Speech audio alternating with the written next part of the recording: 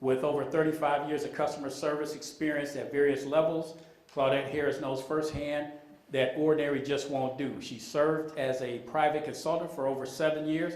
Claudette has started out providing on-the-job training for customer care representatives, corporately, and conducting workshops for nonprofit organizations. After having served as a customer care representative and customer care supervisor and eventually customer care manager, it's clear to her that her passion is not only to provide extraordinary customer service, but to instill that same value into every employee of the company.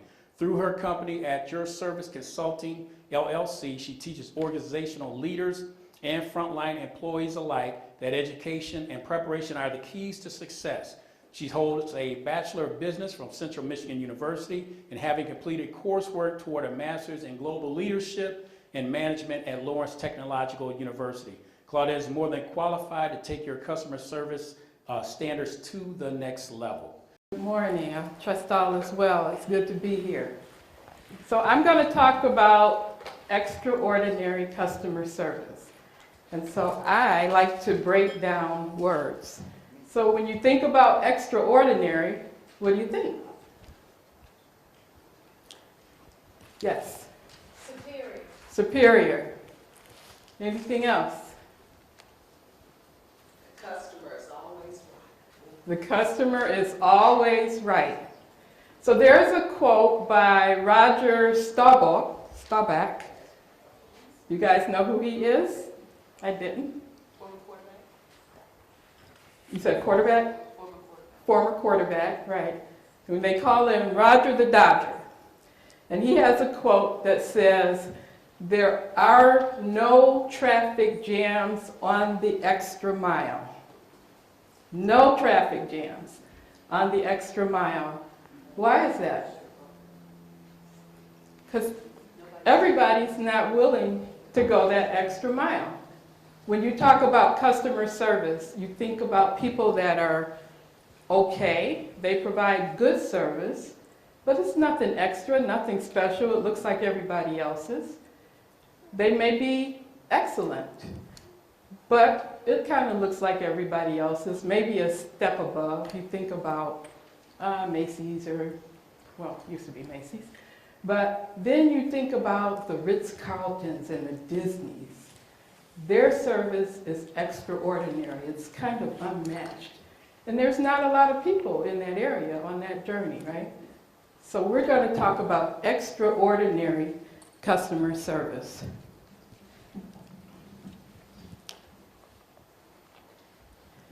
Now, you may look at this slide and you may say, oh, how nice. She brought a picture of her daughter for us to see. Well, not quite. What you're looking at is a 19-year-old Claudette. Hypothetically, I was walking through the doors as a full-time employee of a major utility.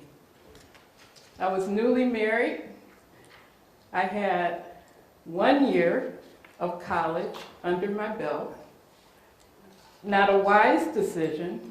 But after that 1 year of college, I decided I didn't need college. I wanted to work and make money because I had gotten a taste of working at Chrysler over the summer as an 18-year-old. And I thought, I can just go make some money. I was blessed to have worked at the utility as a co-op.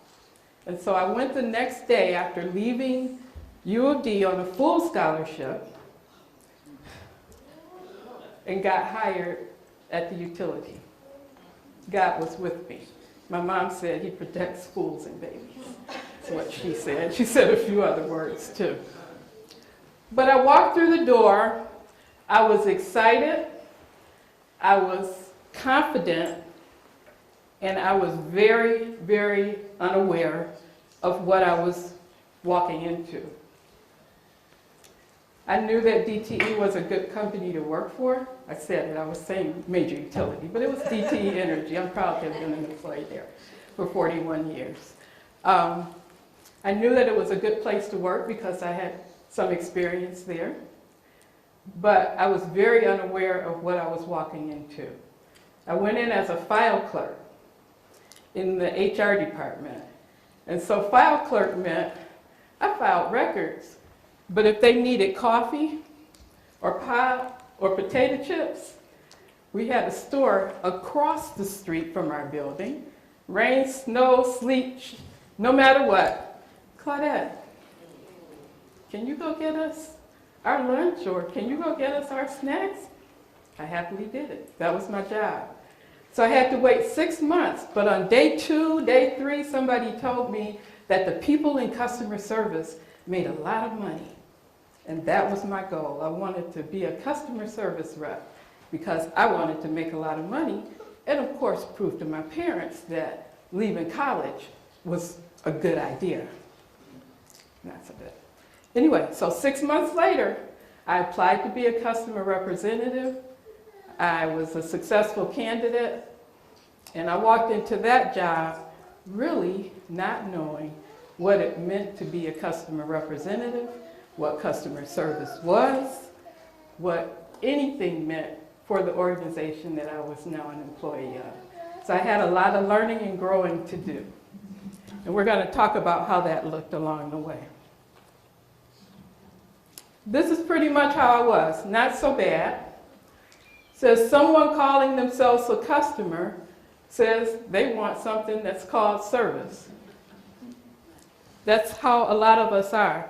Now, according to studies that have been done, there are 2.87 million people. This was as of 2017. 2.87 million people that carry the title of customer representative. The majority of those people are in business services, and then equally, there are some that are in the restaurant service. Now, how many have called into somewhere and got someone and you said, how did they get in customer service? How many of you have gone to a restaurant and said, how did they get in customer service, right? Now, I wasn't that bad, but I didn't know a whole lot about what it meant to be a customer service representative. Again, I had a lot of learning and growing to do. I did know what a customer was, but not in the context of DTE Energy. So let's define a customer. By definition, if you just look it up in the dictionary on Google or however you search, it's one that purchases a commodity or a service. And it's an individual that usually has some specified distinctive trait. They want to buy some shoes if their name is Nan, or they want to buy food if their name is Claudette. But really, everyone is a customer. Everyone has a need. Even those that live off the grid have a need. I want to ask you a question, though. How many church leaders or church folks do I have here? Awesome. Do you find customers in church? Someone tell me how. Because you have your external and your internal. You have external and internal. Your church members are your internal customers. Mm-hmm. And you need to treat them with the same loving kindness as those who are outside the church or coming into the church. Good. Anyone want to add anything on that? Yes. The leadership team, to me, all of the members are your customers, those needing prayer, those that you greet at the door, if you're a greeter, people that are giving, the ushers, so there's many levels and many layers of customer service within the construction of the church. Yes, I agree. I like to say that from the parking lot to the pulpit, there are touch points where you can either draw someone in with loving kindness, or you can push them away. Because if I've been hurt and I decide that I'm going to come to church, and first of all, the parking lot attendant is not nice to me, and then I get to the door and the greeter has a scowl on his or her face, and then I walk in and the usher says, "You can't sit there." most likely I'm not coming back, right? So customer service does apply in the church as well, but it applies in every area that you look at. In organizations, in life, we'll talk about that, and in church as well. Everyone is a customer. So if you look up the definition of service, it's the action of helping or doing work for someone. And it's a system that supplies a public need, such as transportation, communications, utilities such as electricity and water. But I have an acronym that I'd like for you to think about, maybe even write down, if you think about what service is. The S is for sincere. The E is for efficient. The R is realistic. The V is voice controlled. The I is interested. The C is customer driven. And the E is engaged. You're meeting the needs of someone desiring your product, your knowledge, or your service. So if you're sincere, efficient, realistic, voice controlled, interested, and I want to touch on that a moment. Have you ever talked to someone, maybe face to face or on the phone, and you're trying to explain your need to a customer service person, and they are like, on the phone, you hear, hold on, ma'am. Do they seem interested at all? If I walk into your place of business or even your church, and you're doing something else, whether it be texting on your phone, or talking to somebody else, laughing with your fellow greeters or ushers, are you interested in what I'm doing? Interested in me? No. So part of that service acronym is interested. Then customer driven. What does that mean, to be customer driven? Yes? I guess I'm one of those consumers who always like to be satisfied. Customer driven such that whatever the encounter is, that the customer is somewhat satisfied with the result, or that you try to identify a medium point with the customer so that they're somewhat satisfied. It was repetitive. Yeah.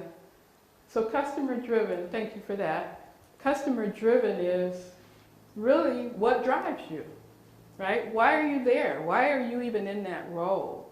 It's really not about you. It's about the customer, right?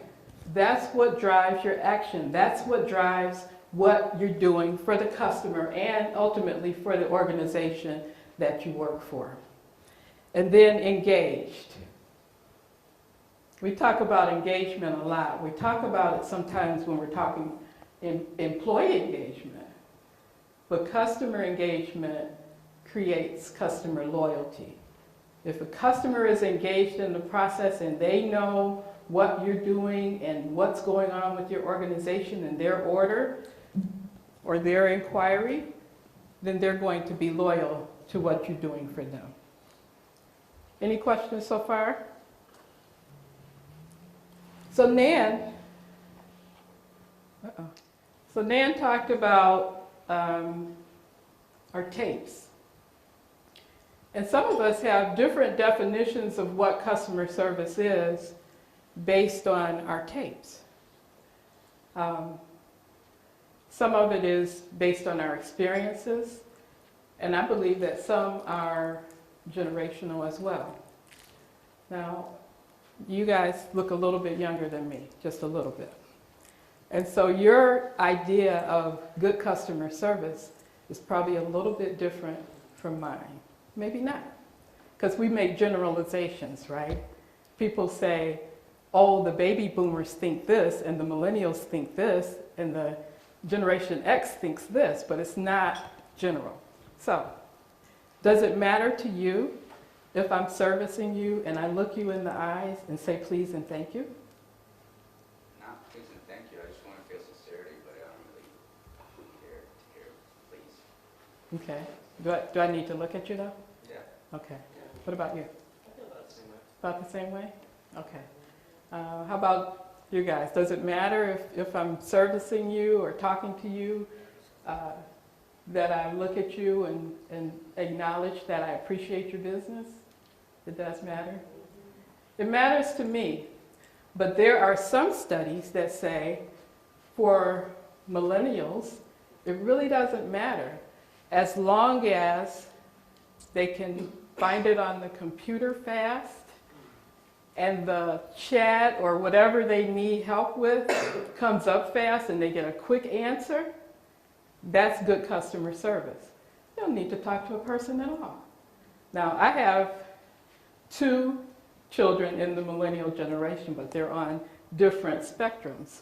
One is 27, one is 33, and imagine this, they both ended up in customer service roles.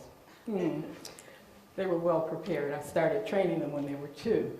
But for my 33-year-old who's on the phone, she notices when people don't look at her, when they don't acknowledge her. But for the 27-year-old, doesn't really matter to him. He says, just treat me with respect. And he feels in customer service, and I had to kind of train him, to get respect, you have to give it.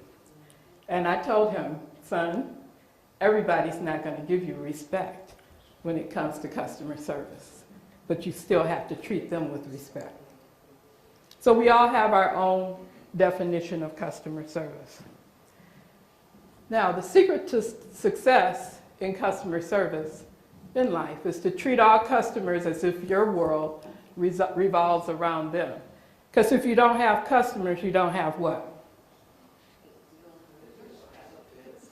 You don't have business. If you're a pastor, church leader, any kind of other nonprofit leader, if you don't have customers, you don't have parishioners, and that affects your bottom line, doesn't it? We don't want to talk about that when it comes to church, but if you don't have people paying tithes and offering, that might be a problem. So, excuse me, I want to give you 5 key skills that you want to have and develop if you are looking to be in the customer service field or are in it. Now, is anybody in customer service? Okay. So I'm going to give you these 5 key skills. You want to have written and verbal communication skills. I, at one time, managed a team that did only written correspondence. So I thought it would be an easy job. It was nearing the end of my career, and I was like, oh, this will be great. Not so much. People write like they feel, like they hear, like they think. But when you're writing to a customer, and that can be used in a court of law, you can't say what you're feeling, right? Like, you should have paid your bill. You just can't say that. There's a way to say it that's incorporating your soft skills. So number 2, problem solving and analytical skills. Problem solving and analytical skills. I was in a sporting goods store the other day, and I was on assignment to buy snow pants for my granddaughter, the youngest one. And so the snow pants must have been made somewhere other than USA because the sizing was different than what I'm used to seeing. I went to the cashier and I asked him, so this says it's a size, and I'm not sure what it said. What is the equivalent of this size in US sizes? And he said, oh, I don't know. Just like that. Oh, I don't know. Now, it was a large store. There were probably 3 people on the floor, so they were a little short-staffed. So I walked all the way back to the back of the store. I found someone that looked like a manager, and I said, I'm trying to determine what the equivalent of this size in US. She said, oh, those are so tricky. I don't know. Not let me find out. Let me look it up. Let me do some research. So what did I do? I put it down and I walked out. So they missed the sale, right? So just take time to solve a problem, analyze and do your research. Please don't say, I don't know. How you say something makes a difference. If that cashier or the lady that I thought was a manager would have said, I'm sorry, I really don't know what that means, but let me find out for you. And if you'd like, I can hold the snow pants for you and call you. I'd be glad to do that. Or if they had said, you know, someone else asked me that the other day. Let me find out because I'm sure the question is going to come up again. That would have been better than just, I don't know. So take time to research. Some people feel like it's an entry-level job and it's not worth what they're paid to do any research, but you never know who you're dealing with when you talk to someone. It doesn't matter. That goes back to being customer-driven. It's really all about the customer. Number 4 is positivity. Nan touched on the fact that sometimes we go into our professions or our assignments or even at church, and we've got the weight of the world on our shoulders. I worked in a call center, and I unfortunately had to terminate someone because they were late every day. I won't go into detail, but at the end of the conversation, when the person was terminated, she said to us, I understand why you have to do what you do. She said, the reason why I'm late every day is because I have to take time to put my makeup on because my husband beats me every day. I say that to say this. That young lady was one of the best CRs that I had as far as talking to her customers. But because of the environment that we were in, part of the policy was after so many tardies, we had to let her go. I have gone in with the weight of the world on my shoulders and had people calling in with the weight of the world on their shoulders. And the natural tendency would be to say, ooh-wee, I feel you. Can we just like talk? Maybe you can help me. But that's not why the people are coming to you. They're not coming to be your counselor. They're not coming to be your helper. They're coming because they look at you as the subject matter expert for the need that they have at hand. Their inquiry, their order. When we're talking about church, I'm coming because I realize I need God. I need some people in my life that can treat me like with love. So for me to stand at the door because my kid has been acting up as a greeter and say, good morning, good morning. You can go on in. You're not looking for that, right? Good morning. Welcome to Welcome Baptist Church, or Welcome Church. Not denominational here. But you understand what I'm saying? You have to be positive. And then Nan talked about self-control and patience. I have had people calling in. I have people, I've worked in the call center as well as in the customer office. So I have had people calling in that did not want to talk to a woman or a woman of color. And then when I was in the office, I had a man that came behind the desk and stood over me and was yelling in my ear. Now, I was afraid, but I did not yell back at those people because my job was to help them, right? Now, the man that came behind the chair, of course, he was out of order, and my manager had to come and talk to him. But you be patient with those people that are not always nice, right? You don't know what they're dealing with. You have some people that come in that are, I'll just say they have the weight of the world on their shoulders, okay? And even though you may have it, we have to be patient with them. Now, Mr. Mack talked about 3 categories of people that may be here. The employer, the employer, and the entrepreneur. Who is an entrepreneur in here? Okay, good portion of you. Employee? Kind of all of us, right? What did I miss? Employer? Employer. Kind of the same. How about, and I couldn't think of an E to go with it, so I'm sorry. Church leader. Pastor or church leader? Okay. All right. So you may be looking for people that will serve your organization well, or that you have in your ranks and you want to evaluate their performance.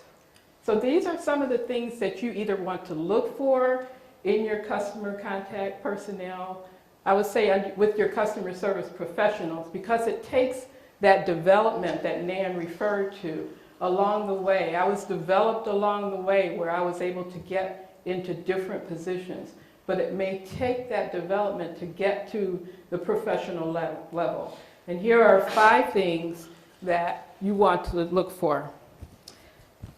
First of all, the person embodies the company and organizational values.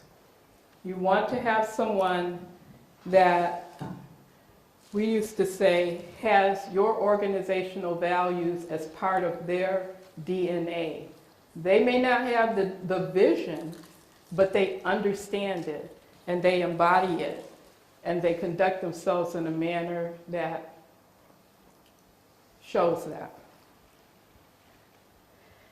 Number 2, they have a knowledge of the product and service that you offer, whether it be shoes, specialty food, clothing, jewelry. Your employees should know about the service and the product that you offer. I do little tests because, you know, customer service is my thing.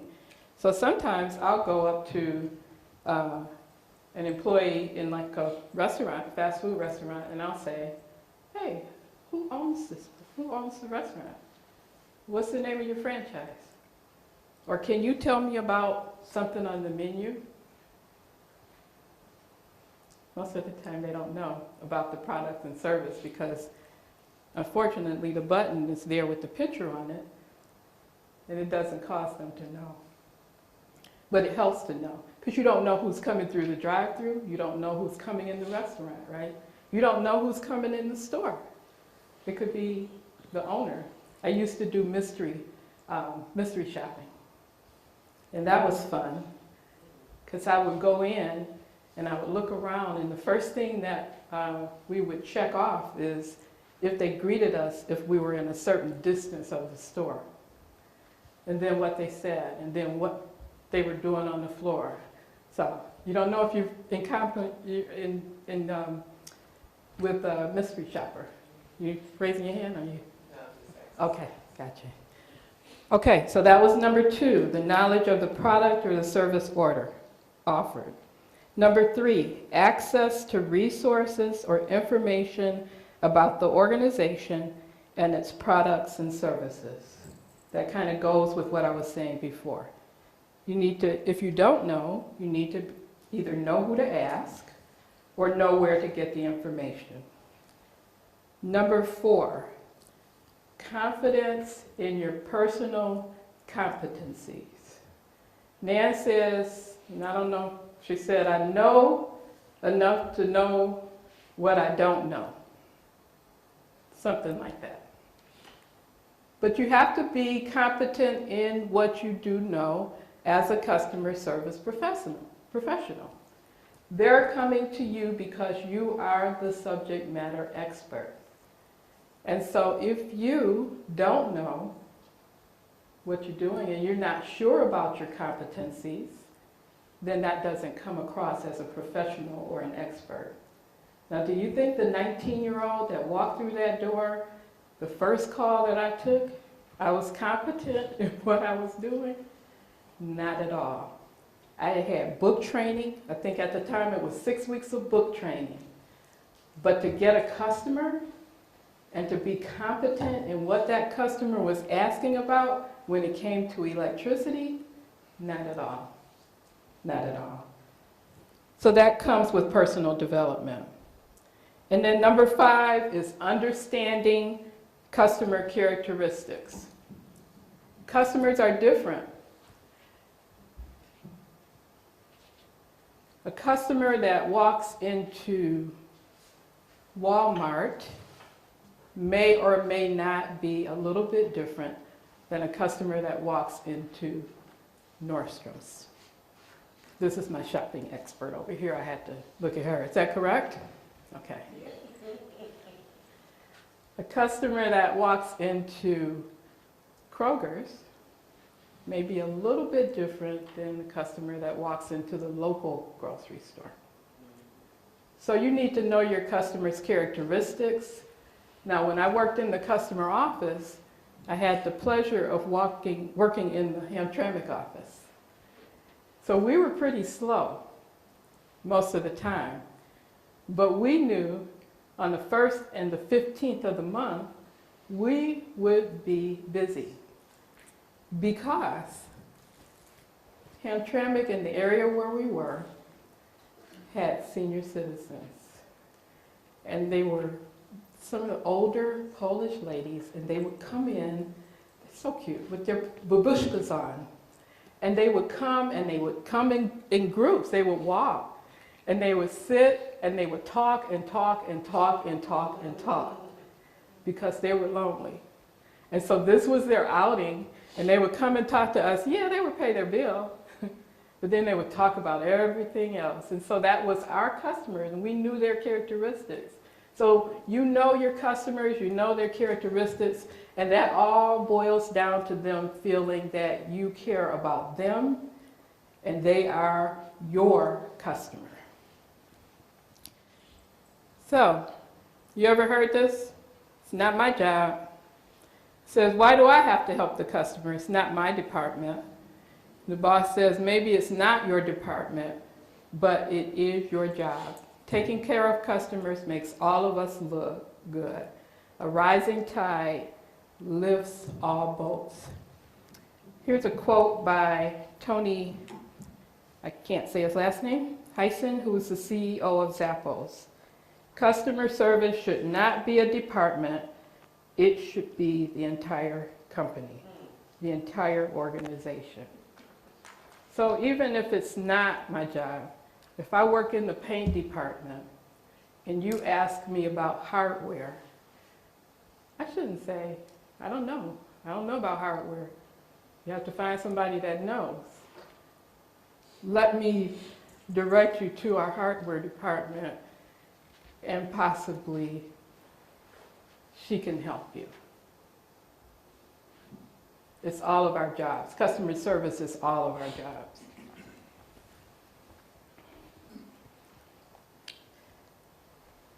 So I started out by saying, if you provide extraordinary customer service, doorways are open to optimal relationships.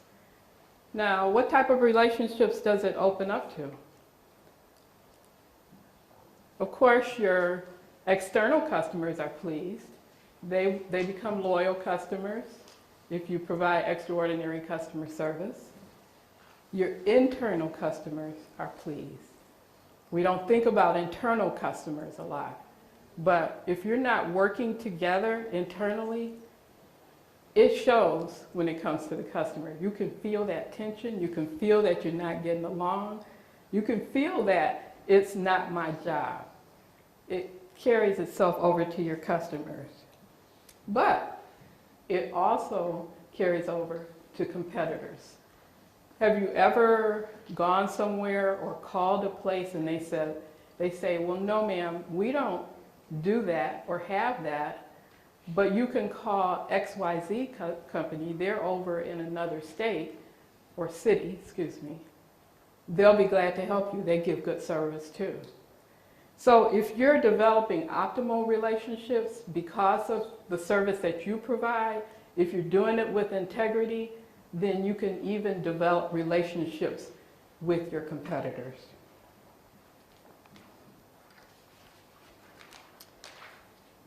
I wish I could, I wanted to be able to put this on the screen, but I couldn't. I couldn't send it in time because it happened yesterday. But this is a handwritten note, if you can see it. I'm privileged to have 3 business coaches. We'll call them Percy, Percy, and Percy. Their ages are 13, 12, and 8. And they're my 3 granddaughters.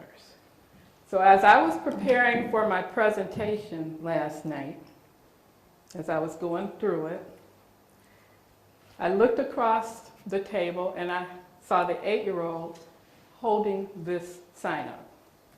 And it says, "Jokes today and tomorrow. Do more jokes." So here's my joke. Why did the chicken cross the road? Anybody? To get to the other side. Anybody else? You're absolutely right. To get to the other side, because across the street there was a restaurant that provided extraordinary customer service. And that chicken wanted her legacy to be that she served from a restaurant with extraordinary customer service. We'll say Chick-fil-A. But anyway, that was my joke for today. I took Kayla's advice. She also wanted to explain to me what the word characteristic meant. And she said it means human. For an 8-year-old, I think that's pretty good. And then the other 2, the 13 and 12-year-old said, just mention that your granddaughters helped you with the presentation. So I followed the orders of my business coaches, okay? You have the handout that was there, and you also have an assessment just to take a look at why you may need customer service or why you may need customer service training. It was in your folder, so feel free to take that. I want to thank James and Robin Mack for the opportunity to present today. It's a privilege to do so, and I wish you all much success and continue to serve your customers well. Thank you.